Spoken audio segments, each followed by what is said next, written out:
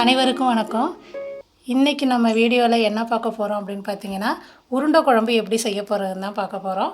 அதுக்கு முன்னாடி இந்த வீடியோ உங்களுக்கு பிடிச்சிருந்ததுன்னா லைக் பண்ணுங்கள், உங்கள் ஃப்ரெண்ட்ஸ் எல்லாருக்கும் ஷேர் பண்ணி விடுங்க. வாங்க இப்போ இந்த உருண்டை குழம்பு செய்கிறதுக்கு தேவையான பொருட்கள் என்னென்னு பார்க்கலாம். ஒரு பெரிய சைஸ் வெங்காயத்தை எடுத்து கட் பண்ணி வச்சுருக்கிறேன். ஒரு பெரிய சைஸ் தக்காளி எடுத்து பொடியாக கட் பண்ணி வச்சுருக்கிறேன். ஒரு பச்சை மிளகா காரத்துக்கு ஏற்ப எடுத்து வச்சுருக்கிறேன். கருவேப்பிலை, கொத்தமல்லி, ஒரு கப் துருவின தேங்காய் எடுத்து வச்சுருக்கேன். இது ஏன்னு பார்த்தீங்கன்னா கடைசியாக அரைச்சி ஊற்றுறதுக்காக எடுத்து வச்சுருக்கிறேன். அதுக்கப்புறமா பார்த்திங்கன்னா வடகம் எடுத்து வச்சுருக்கிறேன். இந்த வடகம் பார்த்திங்கன்னா இது நான் வீட்டிலையே செஞ்ச வடகம். வடகம் எப்படி வீட்டிலையே செய்கிறது அப்படிங்கிறத வீடியோவாக போட்டிருக்கேன். நீங்கள் அந்த லிங்க் டிஸ்கிரிப்ஷனில் கொடுக்குறேன், அதில் போய் பாருங்கள். இப்போ ஒரு கப் கடலைப்பருப்பு, ஒரு கப் துவரம்பருப்பை 1 மணி நேரம் ஊற வச்சு நல்லா தண்ணியை வடிகட்டி எடுத்து வச்சுருக்கிறேன். ஒரு அரை கப் மிளகாத்தூள் காரத்துக்கு ஏற்ப, இது வீட்டில் அரைச்ச குழம்பு மிளகாத்தூள் எடுத்து வச்சுருக்கிறேன். அதுக்கப்புறமா பொடியை பார்த்திங்கன்னா நல்லா ஊற வச்சு கரைச்சி வடிகட்டி எடுத்து வச்சுருக்கிறேன். வாங்க இப்போ எப்படி உருண்டை குழம்பு செய்யலான்னு சொல்லி ஃபஸ்ட்டு பார்க்கலாம். இந்த உருண்டை குழம்புக்கு முதல்ல பார்த்திங்கன்னா இந்த ஊற வச்சுருக்கிற கடலைப்பருப்பையும் துவரம்பருப்பையும் மிக்சியில் போட்டு 1-2 அரைச்சிக்கலாம். நான் ரொம்ப கம்மியாக எடுத்திருக்கேன், நீங்கள் பார்க்கலாம். எங்கள் வீட்டில் 3 பேர் தான், அதனால் நான் சும்மா ஒரு கப்பு தான் எடுத்திருக்கேன். நீங்கள் உங்கள் வீட்டில் எத்தனை பேர் இருக்காங்களோ அதுக்கு தகுந்த மாதிரி கடலைப்பருப்பையும் துவரம்பருப்பையும் எடுத்துக்கோங்க.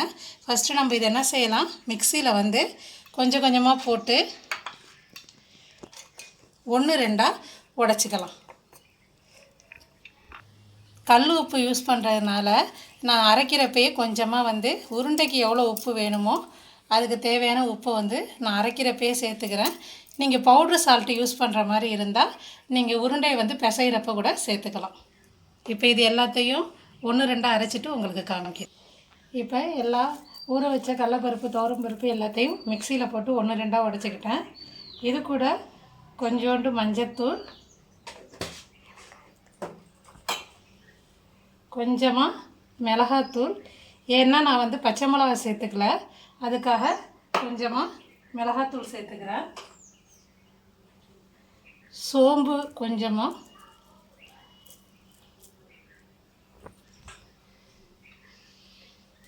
பொடியாக நறுக்கி வச்சுருக்கிற கொத்தமல்லி தழை,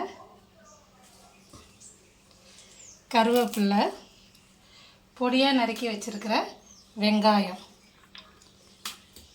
இது எல்லாத்தையும் சேர்த்து நல்லா கலரி விட்டுக்கலாம்.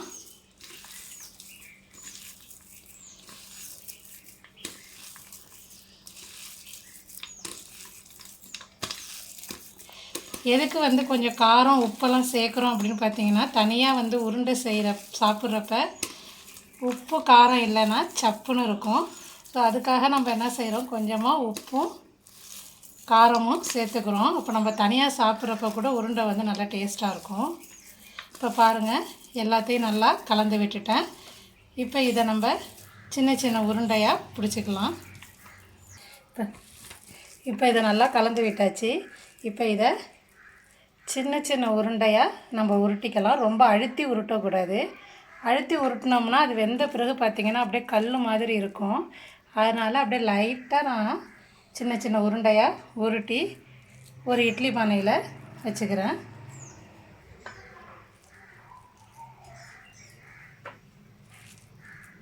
பாருங்கள், நல்லா அழுத்தி உருட்டக்கூடாது. அழுத்தி உருட்டினோம்னா அப்படியே கல் மாதிரி ஆகிடும். அதனால் நான் லைட்டாக தான் உருட்டுறேன். அப்படியே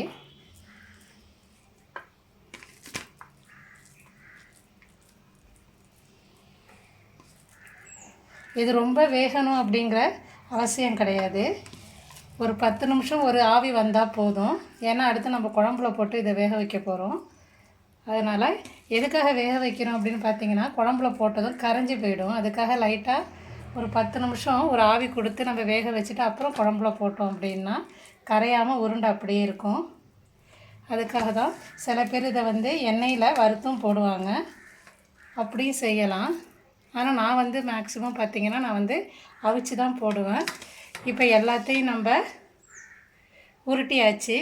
இப்போ இதை ஒரு இட்லி பானையில் வச்சு ஒரு 10 நிமிஷம் நல்லா வேக வச்சு எடுத்துக்கலாம்.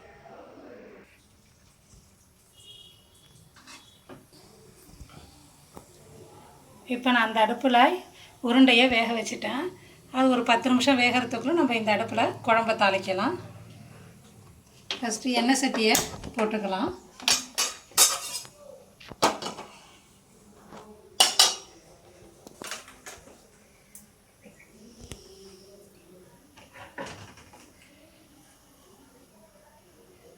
இப்போ சட்டி நல்லா சூடாயிடுச்சு. ஒரு 3 ஸ்பூன் நல்லெண்ணெய் விட்டுக்கிறேன். நல்லெண்ணெய் விட்டு செஞ்சோம்னா குழம்பு நல்லா வாசமாகவும் டேஸ்ட்டாகவும் இருக்கும்.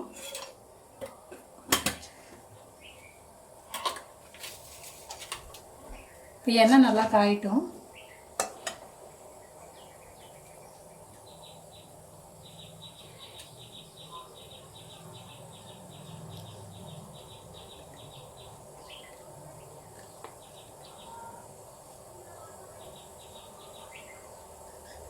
இப்போ எண்ணெய் நல்லா காஞ்சிருச்சு.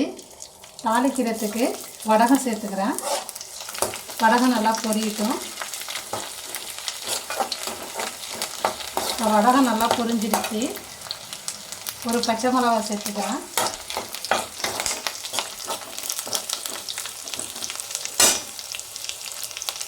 இப்போ பச்சை மிளகா நல்லா பொரிஞ்சிருச்சு. நறுக்கி வச்சுருக்கிற வெங்காயத்தை சேர்த்துக்கிறேன். இப்போ வெங்காயம் நல்லா வதங்கி வரட்டும்.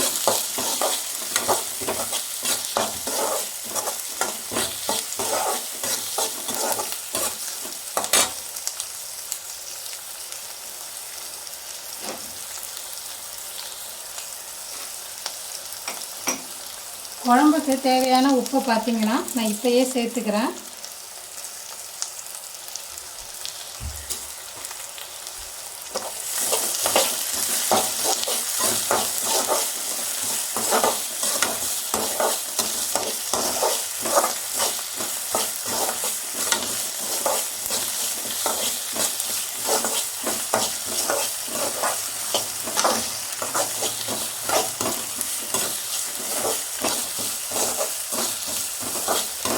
பாருங்கள், வெங்காயம் நல்லா வதங்கி கண்ணாடி பழத்துக்கு வந்துருச்சு.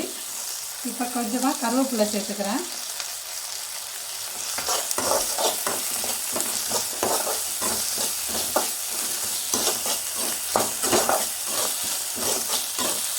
இப்போ கட் பண்ணி வச்சுருக்கிற தக்காளியை சேர்த்துக்கிறேன்.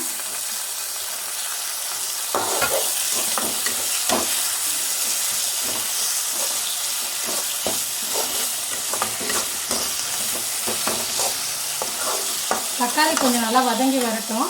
அது வரைக்கும் சற்று மூடி வச்சு வேக வைக்கலாம்.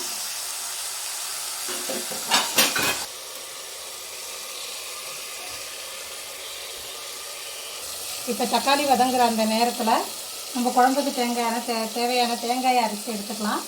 இப்போ தேங்காய் ஒரு கப் எடுத்துக்கிட்டேன். அது கூட கொஞ்சமாக சோம்பு சேர்த்து தண்ணி விட்டு நல்லா மைய அரைச்சிக்கலாம்.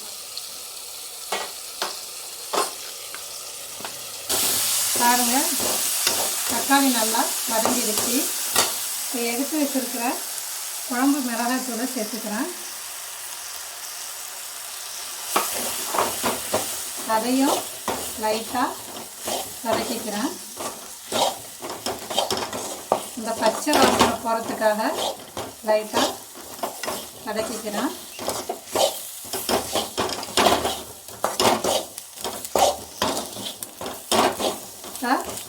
பச்சை வாசனை போயிடுச்சு. இப்போ கரைச்சி வச்சுருக்கிற புளியை சேர்த்துக்கலாம். எல்லாத்தையும் நல்லா கலரி விட்டுடலாம். நல்லா கொதிக்கிட்டோம். கொதித்ததும் உங்களுக்கு நான் காமிக்கிறேன்.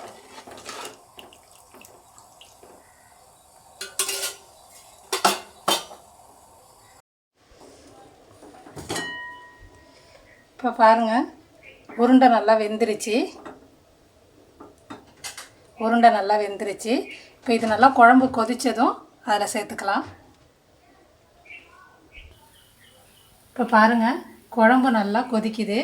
இந்த ஸ்டேஜில் நம்ம உருண்டையை சேர்த்துக்கலாம். வேக வச்ச உருண்டையை சேர்த்துக்கலாம்.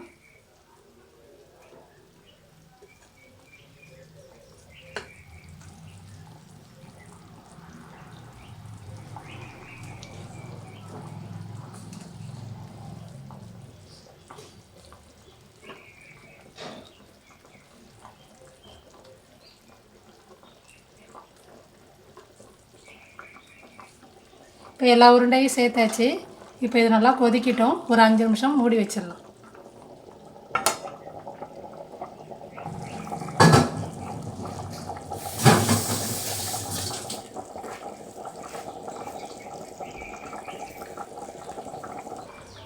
இப்போ உருண்டை போட்டு குழம்பு நல்லா ஒரு 10 நிமிஷமாக நல்லா கொதிச்சிடுச்சு. இப்போ இந்த ஸ்டேஜில் நம்ம அரைச்சி வச்சுருக்கிற தேங்காவை சேர்த்துக்கலாம். இப்போ தேங்காய் சேர்த்து ஒரு 5 நிமிஷம் கொதி வரட்டும். நம்ம அதோட குழம்ப இறக்கிக்கலாம்.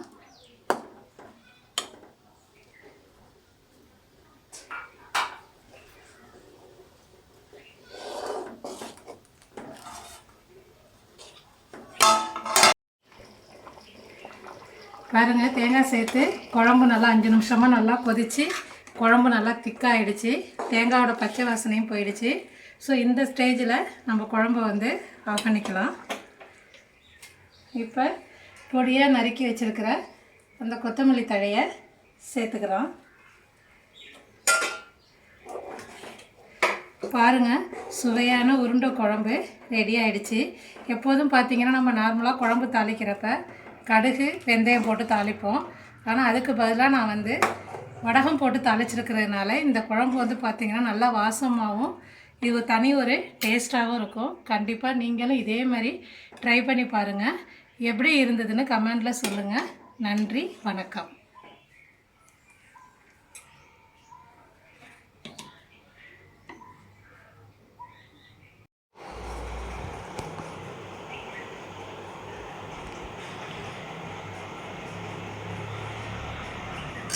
இன்றைக்கி எங்கள் அம்மா வந்து மதியானம் லஞ்ச் பார்த்திங்கன்னா உருண்டை குழம்புன்னு சொல்லி வச்சுருக்காங்க.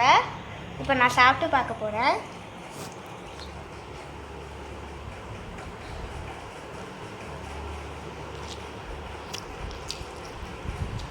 வாவ், செம்மையாக செஞ்சுருக்காங்க. உருண்டையை டேஸ்ட் பண்ண போகிறேன்.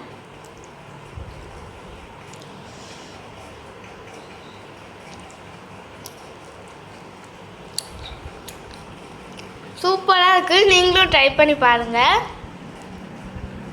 நன்றி, வணக்கம்.